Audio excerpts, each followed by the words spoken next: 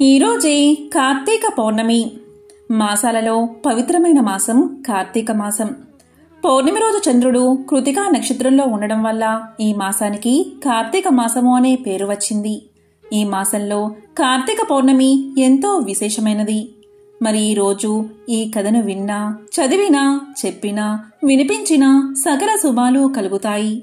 జన్మల దోషాలు తొలగి కోటి జన్మల పుణ్యం వస్తుంది. కార్తీక పౌర్ణమిని దేవ దీపావళి, త్రిపుర పూర్ణిమ అని కూడా పిలుస్తారు. పురాణాల ప్రకారం తారకాసురుడు అని రాక్షసుడు ఉండేవాడు. అతనికి 3 కుమారులు. తారక్షకుడు, కమలాక్ష, విద్యున్మాలి. శివుని పెద్ద కుమారుడు కార్తికేయుడు తారకాసురుణ్ణి సంహరించాడు. తండ్రి హత్యవార్త విని 3 కొడుకులు కూడా ఎంతో బాధపడ్డారు. దాంతో 3 కలిసి వరం పొందేందుకు గాను బ్రహ్మదేవుడు గురించి కఠోర తపస్సు చేశారు. బ్రహ్మ 3 తపస్సుకు మెచ్చి వరం కోరుకోమన్నాడు. అప్పుడు 3 బ్రహ్మని ఇలా అడుగుతారు, మాకు చిరంజీవిగా ఉండేలా వరం ఇవ్వమని అడుగుతారు. అయితే బ్రహ్మ ఇలా చెప్తాడు, రాక్షసులారా, ఇది మాత్రం సాధ్యపడదు. సృష్టికర్త అయిన నేనే కొన్ని యుగాల కాలం తర్వాత, అంటే కల్పం తర్వాత నేను కూడా ముగుస్తాను. మళ్ళీ కల్పం మొదలయ్యాక తిరిగి ఆవిర్భవిస్తాను.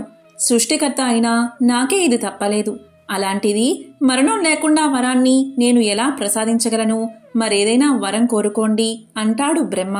దాంతో సోదరులు 3 తీవ్రంగా ఆలోచించి ఒక విచిత్రమైన కోరికను కోరుకుందామనుకున్నారు. వాళ్ళ 3కి ఒక్కొక్క వరం ఇవ్వమని అడిగారు. వారు 3 పురాల్లో నివసిస్తామని పలికారు. ఆ పురాలు బంగారం, వెండి, ఇనుములతో నిర్మితమై ఉండాలి. కాలగమనానికి అనుకూలంగా తిరుగుతూ ఉండాలి. వాటిలో ఒక్కొక్కరు ఒక్కొక్క దానిలో ఉండేలా ఏర్పాట్లు జరగాలి. అప్పుడు రథం కాని రథంలో వచ్చి, విల్లు కాని విల్లుతో, వాలు కాని వాలుతో ఈ 3 పురాలను ఒక్కసారిగా కాల్చి చంపితే తప్ప తాము మరణించకూడదని, అంతవరకు తాము బతికి ఉండాలని కోరుకున్నారు వారు. వారి అజ్ఞానానికి నవ్వుకున్న చతుర్ముఖుడు అంటే బ్రహ్మ మీ కోరిక నెరవేరుతుందని అభయాన్ని ఇచ్చాడు. బ్రహ్మదేవుడు మయుణ్ణి పిలిపించి అలాంటి పురాలను తయారు చేయించి వారికి వరాలను ప్రసాదించాడు. ఆ 3 పురాలు ఒకదానితో ఒకటి కలవకుండా ఉన్నంతకాలం వారు ఎవరిచేత ఓడించబడరని, వారు 3 కలిస్తే బలహీనులు అవుతారని చెప్పాడు. అప్పుడే వారిని మృత్యువు కౌగలించుకుంటుందని హెచ్చరిక చేశాడు. అంతలో తారకాక్షుని కుమారుడు హరి అనేవాడు విష్ణుమూర్తిని ప్రార్థించి తమ వారిలో ఎవరు చనిపోయినప్పటికీ వారి శరీరాలు నీటిలో తడవగానే వారు బతికేటట్టుగా, ఒక్కొక్కరు 10 మందిగా వచ్చేటట్టుగా చేయగల ప్రభావంతో కూడిన జలయుత కూపాలను తమ నగరంలో నిర్మించమని కోరాడు. విష్ణు వరాన్ని అనుగ్రహించాడు. దానితో అసురుల ఆగడాలు మిక్కుటయ్యాయి. మదంతో దానవులు చరించసాగారు. త్రిపురాసురులు వరగర్వంతో లోకాలన్నీ తిరగసాగారు. సాధువులను, సజ్జనులను, మునులను, మహర్షులను హింసించడం మొదలుపెట్టారు. దేవతలందరూ చెట్టుకొకరు పుట్టుకొకరుగా అయిపోయారు. మానవులు, మునులు అల్లకల్లోలానికి అతలాకుతలం అవసాగారు. వీరి హింసను భరించలేని వారు శివుణ్ణి వేడుకున్నారు. దేవతలంతా తమ బాధను బ్రహ్మతో మొరపెట్టుకున్నారు. బ్రహ్మదేవుడు వారిని తీసుకుని శివుడు దగ్గరకు వెళ్లాడు. త్రిపురాసురుల ఆగడాలను వివరించాడు. తమను కాపాడమని శివుణ్ణి ప్రార్థించారు. వారి బాధను చూడలేని భక్త దయాలువైన శివుడు అభయాన్ని ఇచ్చాడు. ఆ త్రిపురాసురులను సంహరిస్తాను అన్నాడు. అసురుల హింసను భరించలేని ముల్లోకవాసులు శివధ్యానం చేయసాగారు. శివనామం అన్ని లోకాలలో దద్దరిల్లింది. ఆ నామ ఉచ్చారణ విని అసురులు భయపడ్డారు. కాని వారికి బ్రహ్మ ఇచ్చిన వరంతో అహంకార అంధకారంలో మునిగిపోయి లోకాలన్నిటినీ అతలాకుతలం చెయ్యసాగారు. దాన్ని చూసిన పరమశివుడు కోపంతో ఊగిపోయాడు. త్రిపురాసుల కోరిక ప్రకారమే శివుడు వారిని సంహరించడానికి బయలుదేరాడు. భూమిని రథంగాను, వేదాలు గుర్రాలుగాను, సూర్యచంద్రులు చక్రాలుగాను, బ్రహ్మను రథసారథిగాను తయారు అయ్యారు. ఉదయాస్త చలాలు నాగాలయ్యాయి. మంత్రాలు గంటలు కాగా మందరాద్రి చోటుగా ఆకాశం టెక్కంగా, స్వర్గమోక్షాలు ధ్వజంగా, దిక్కులు పాదాలుగా, అనంతుడు బంధంగా, వేల్పులు రశ్మి దారులుగా, బంగారు కొండ విల్లుగా, శేషుడు నారిగా, సరస్వతి గంటగా, నారాయణుడు బాణంగాను, అగ్ని శల్యంగాను, తారలు గుర్రాలు ఆభరణాలుగా, మహర్షులు గుర్రపు రౌతులుగా, విషయాయువులను సైనికులుగా కూరారు. ఆ రథాన్ని తన యుద్ధరథం చేసుకున్నాడు శివుడు. ఆ రథాన్ని అధిరోహించి విచిత్రమైన విల్లులతో శివుడు పోరి త్రిపురాసులను భస్మం చేశాడు. ఈ విధంగా త్రిపురాసుల సంహారం చేసి శివుడు త్రిపురాంతకుడయ్యాడు. త్రిపురాంతక శివ నమో నమో అని కీర్తించబడుతున్నాడు. ఆ ముగ్గురు రాక్షసులను శివుడు సంహరించడంతో ఆయనను త్రిపురారి అని పిలిచారు దేవతలంతా. ఈ సంహారం కార్తీక మాసం పౌర్ణమి నాడు జరిగింది కాబట్టి ఈ రోజును త్రిపుర పూర్ణిమ అని పిలుస్తారు. ఈ కథ కార్తీక పురాణంలోనిది. పూర్వం అవంతిపురంలో ధనేశ్వరుడు అనే బ్రాహ్మణుడు నివసిస్తూ ఉండేవాడు. అతను పుట్టుకతోనే ధనవంతుడు, కాని చాలా పాపకర్మలు చేశాడు. మధువు తాగడం, అసత్యం ఆడడం, వేశ్యల దగ్గరకు వెళ్లడం, ఇలా చాలా పాపకర్మలు చేశాడు. ఇతను వృత్తిపరంగా వ్యాపారస్తుడు. దుప్పట్లు, చర్మాలు మొదలైన వాటిని అమ్మడం వృత్తిగా చేసుకున్నాడు. ధనేశ్వరుడు వర్తకం పని మీద ఒక దేశం నుంచి మరొక దేశానికి వెళ్లడం అతనికి బాగా అలవాటు. ఇలా వర్తకం పని మీద ఒకసారి ధనేశ్వరుడు మాహిష్మతి నగరానికి చేరుకున్నాడు. ఆ నగరం చుట్టూ నర్మదా నది ప్రవహిస్తూ ఉంది. ధనేశ్వరుడు ఆ పట్టణంలో వ్యాపారం చేసుకుంటూ ఉండగా కార్తీక మాసం ప్రవేశించింది. ఆ ఊరు పక్కన కావేరీ నది ప్రవహిస్తూ ఉండడంతో అది పెద్ద యాత్రాస్థలంగా మారిపోయింది. వచ్చిపోయే జనాల వల్ల వ్యాపారం బాగా జరుగుతుంది. వ్యాపారం బాగా సాగడంతో ఆ నెలంతా అక్కడే ఉండిపోయాడు ధనేశ్వరుడు.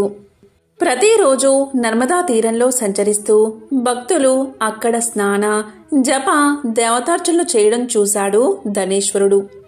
కీర్తనలు, కథలు చెప్పేవారిని, తులసీమాలతో అలరాడుతున్న వాళ్లను, భక్తులను చూశాడు.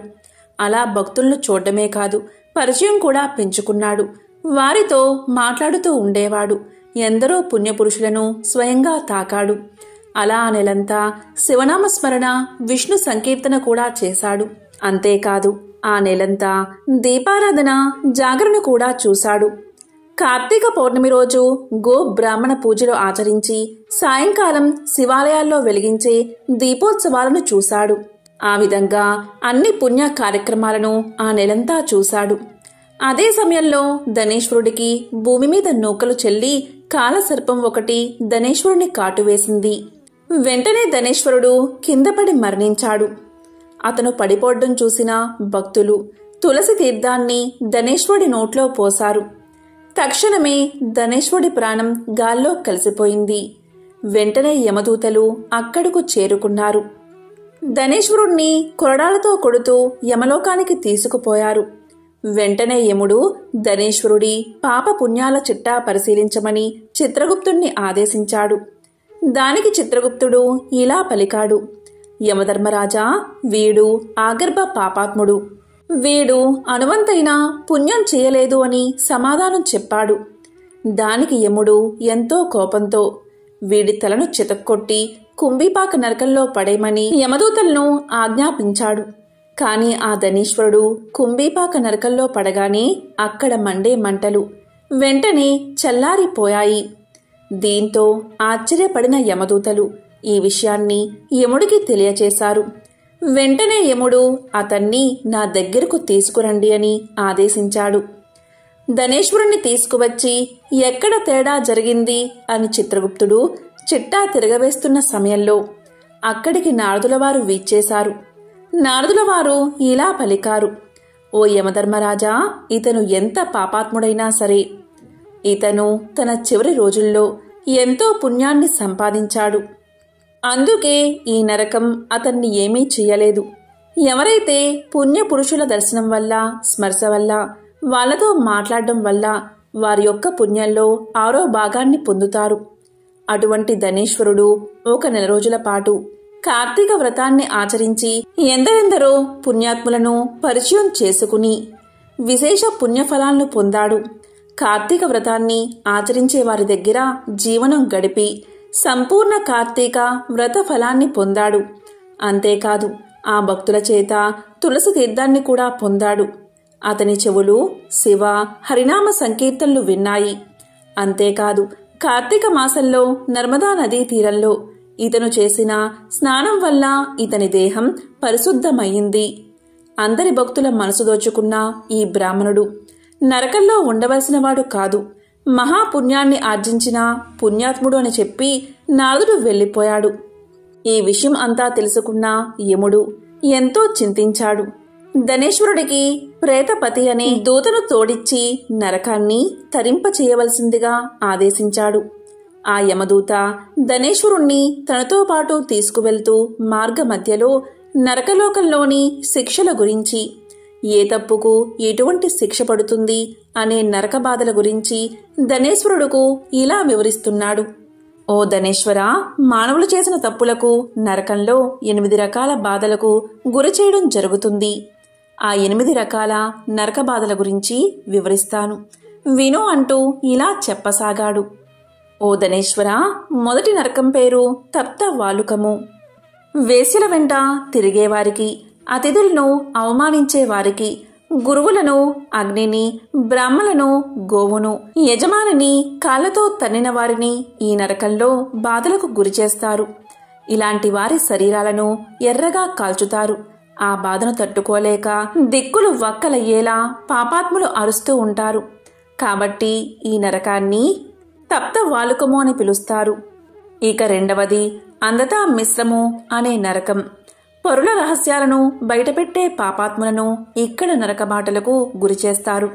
వారిని ఈ నరకంలో సూది మొన వంటి భయంకర ముఖాలు కలిగిన పురుగులు పాపాత్ముల శరీరాలను తుడిచివేస్తూ ఉంటాయి. కుక్కలు, గెద్దలు, రాబందులు వారి శరీరాలను పిక్కుకు తింటూ ఉంటాయి.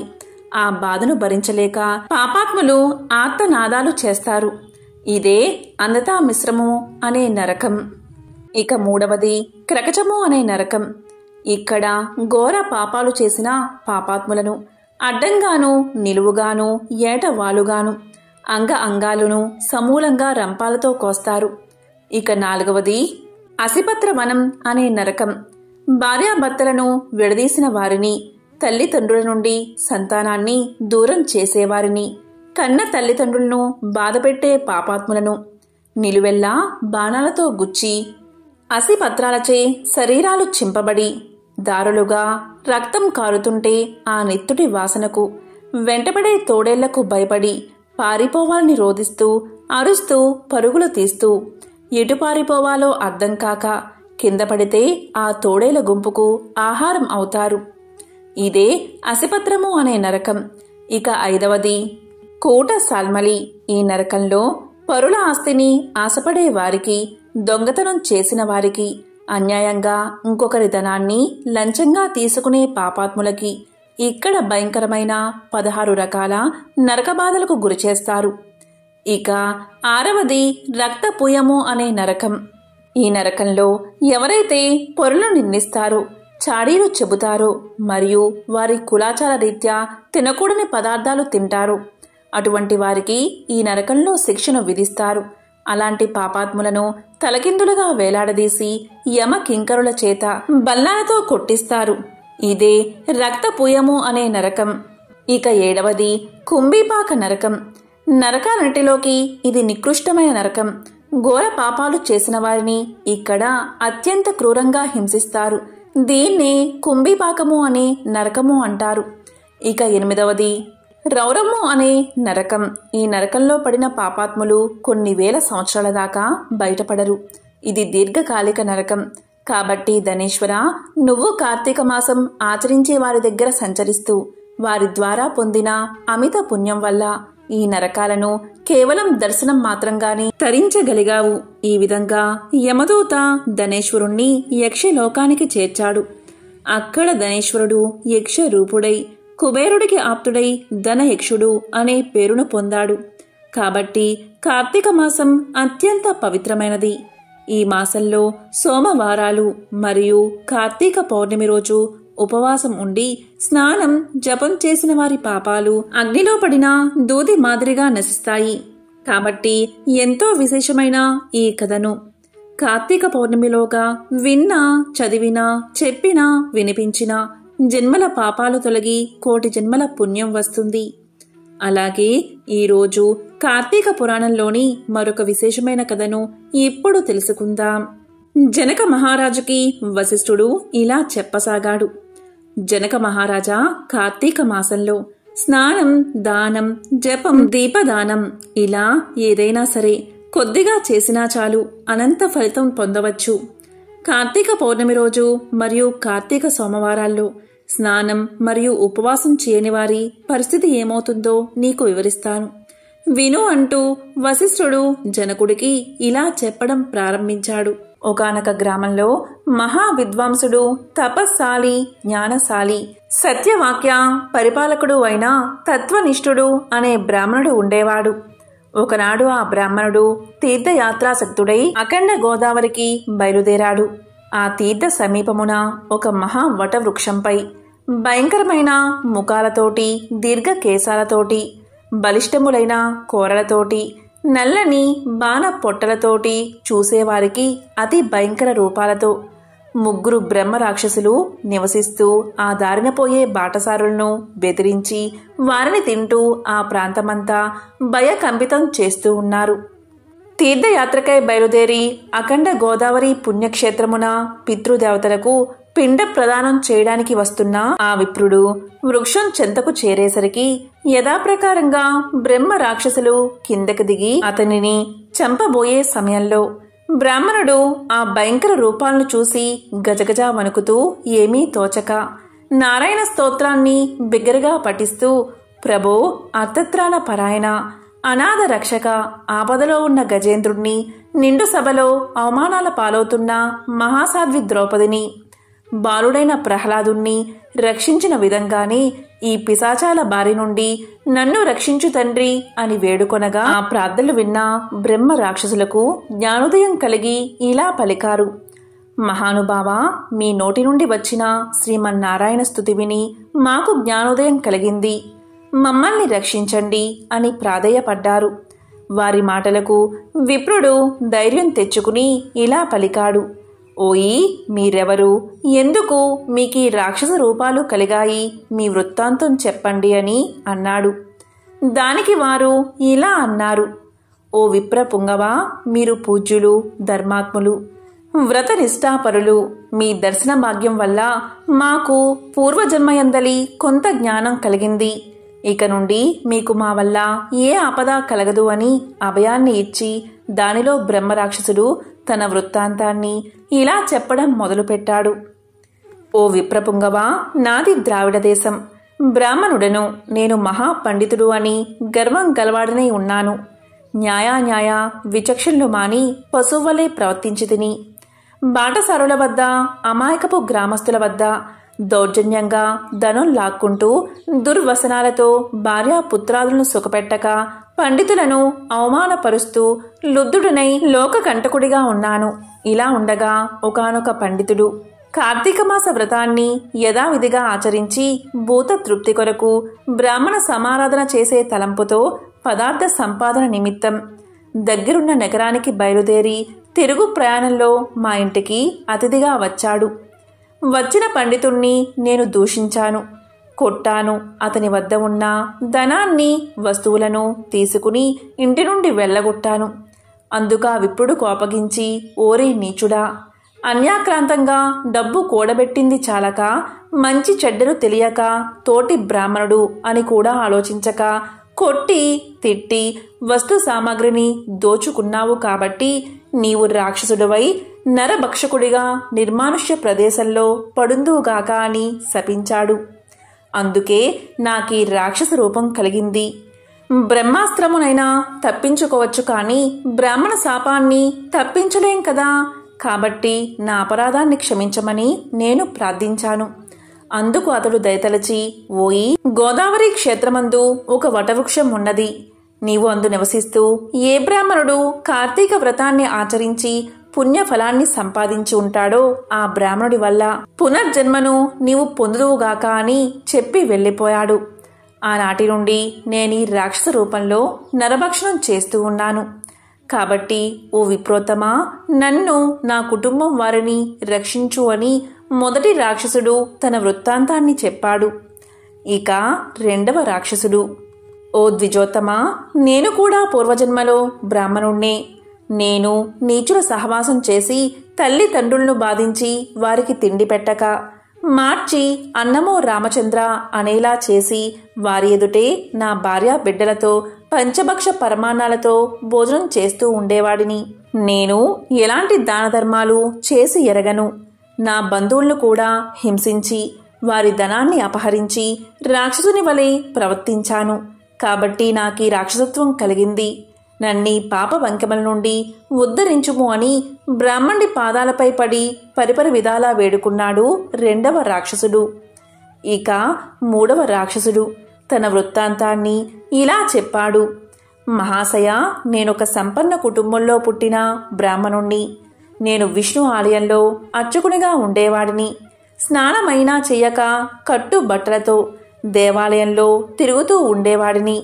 భగవంతునికి ధూపదీప నైవేద్యాలైనా సమర్పించక భక్తులు కొని తెచ్చిన సంభారములను నా ఉంపుడు గత్తెకు అందజేస్తూ మద్య మాంసాలను సేవిస్తూ పాపకర్మలు చేస్తూ ఉండడం వల్ల నేను చనిపోయిన తర్వాత ఈ రూపాన్ని పొందాను. కాబట్టి నన్ను కూడా పాప విముక్తిని చెయ్యి అని మూడవ రాక్షసుడు ప్రార్థించాడు. ఓ జనక మహారాజా, తపోనిష్ఠుడగు ఆ విప్రుడు పిశాచాల దీనాలాపం ఆలకించి ఇలా పలికాడు. ఓ బ్రహ్మ రాక్షసులారా, భయపడకండి. మీరు పూర్వజన్మలో చేసిన ఘోర కృత్యాల వల్ల మీకీ రూపాలు కలిగాయి. నా వెంట రండి, మీకు విముక్తిని కలిగిస్తాను అని చెప్పి వారిని ఓదార్చి తనతో తీసుకుపోయి ఆ ముగ్గురికి యాతనా విముక్తికై సంకల్పం చెప్పుకుని తానే స్వయంగా గోదావరిలో స్నానాన్ని ఆచరించి స్నాన పుణ్య ఫలమును ఆ ముగ్గురు బ్రహ్మ రాక్షసులకు దారపోయగా వారి వారి రాక్షస రూపాలు పోయి దివ్య రూపాలు ధరించి వైకుంఠానికి వెళ్లిపోయారు. కార్తీక మాసంలో గోదావరి స్నానాన్ని ఆచరిస్తే హరిహరాదులు సంతృప్తి పొంది వారికి సకల ఐశ్వర్యాలను ప్రసాదిస్తారు. అందువల్ల ఎంత ప్రయత్నించైనా సరే కార్తీక స్నానాన్ని ఆచరించాలి అని వశిష్ఠుడు జనక మహారాజుకు తెలియచేశాడు. ఎంతో పవిత్రమైన విశేషమైన ఈ కార్తీక పౌర్ణమి రోజు ఈ కథలను విన్నా, చదివినా, చెప్పినా, వినిపించినా సకల శుభాలు కలుగుతాయి. జన్మల దోషాలు తొలగి కోటి జన్మల పుణ్యం వస్తుంది. ఓం నమః శివాయ. ఓం నమో నారాయణాయ.